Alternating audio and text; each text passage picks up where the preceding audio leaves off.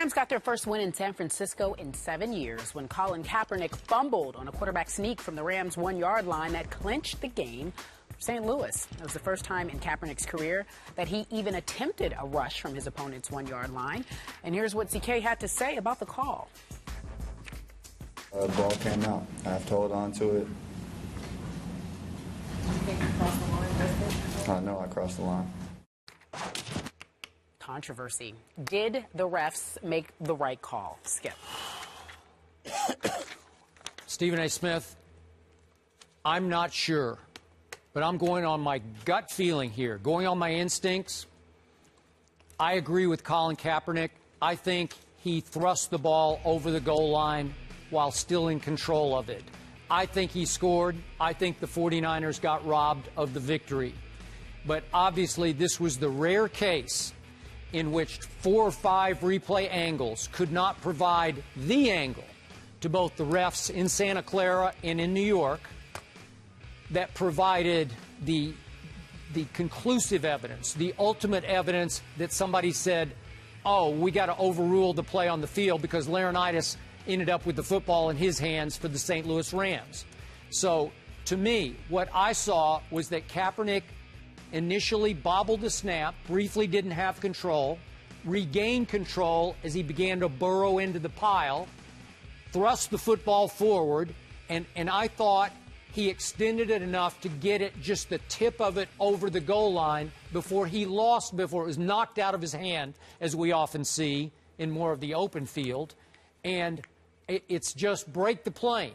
It looked like to me he extended far enough to break the plane, and that's what he said. And having watched many, many Colin Kaepernick interviews, it came across to me like I scored. And I think he believes heart and soul that he scored. Did he lose control of the football after it extended over the goal line? Obviously he did. Laurinaitis ended up with it. St. Louis ran off the field victoriously, and the call on the field stood. But to me, if I'm just going on instinct, I think he scored. Skip Bayless, I don't disagree with a word that you said. I saw it the same way.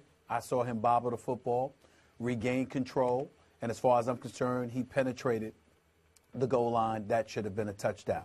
The difference between me and you is that I don't care. And the reason why I don't care is because Colin Kaepernick was sacked 8 times yesterday. 8 times. And oh, by the way, in that situation, what the hell are you doing calling the sneak for Colin Kaepernick when you have Frank Gore in the game?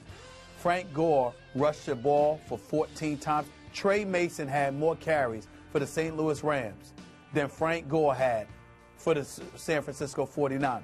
As far as I'm concerned, they put themselves in that position. I do agree with Colin Kaepernick that he had the ball, he had control, and he penetrated the goal line, and it should have been a touchdown. But I don't care because the San Francisco 49ers should not have put themselves in that position.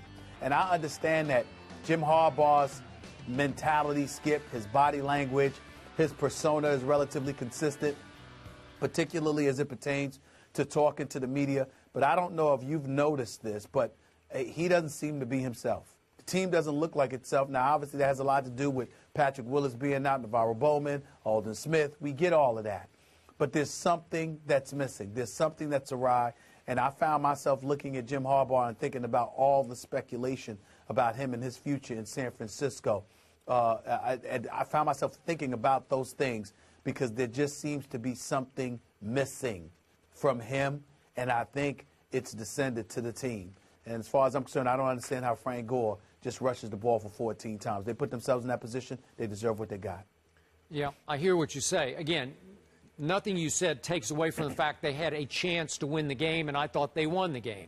I agree. But still, that's 14 times Colin Kaepernick has been sacked in the last 2 games. And I remember after the Monday night game at St. Louis, I sat right here and raved about how well Colin Kaepernick played. I thought it was one of his best games, if not the best in his career. Since then, not so much. And yesterday, of the 8 sacks you talked about, they came on 7 drives in which San Francisco scored 0 points. So the defense for San Francisco was stellar yesterday. I mean, Austin Davis couldn't do a thing. Really, the Rams couldn't do much of anything.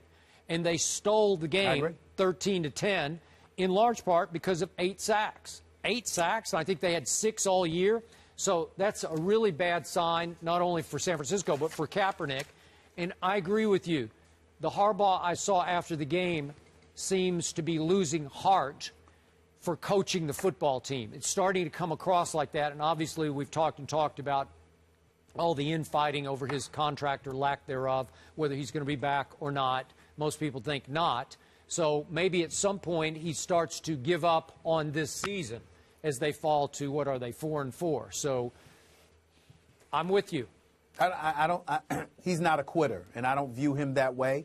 I don't see him being as somebody that would ever give up. And I don't cover the team and know all the nuances and intricacies that it entails. So I'll give him the benefit of the doubt. All I'm saying is eye test. If you look at him, I look at his brother in Baltimore. He wants to be there. I look at Tomlin in Pittsburgh. He wants to be there. Bill Belichick is Bill Belichick, and he wants to be in New England. And you just see these coaches. I look at a guy like Harbaugh, it's almost like he's working against a stacked deck, that he's just showing up to work every day, I agree, trying to get the job done. Doesn't seem enthusiastic about being there whether they win or lose, and that really resonates with me. That's not the Jim Harbaugh that I saw when he first arrived in San Francisco. Well, let me say, Jim Harbaugh is a great football coach. This is not a great situation for him. So can they catch fire as they start to get healthier? Maybe, but they have really been teetering here lately since the blowout, obviously, in Denver. Chances are dwindling for the 49ers and the Seahawks. According to Number Fire, they only have a 6% chance of making the playoffs. We'll see what happens, obviously. Coming up.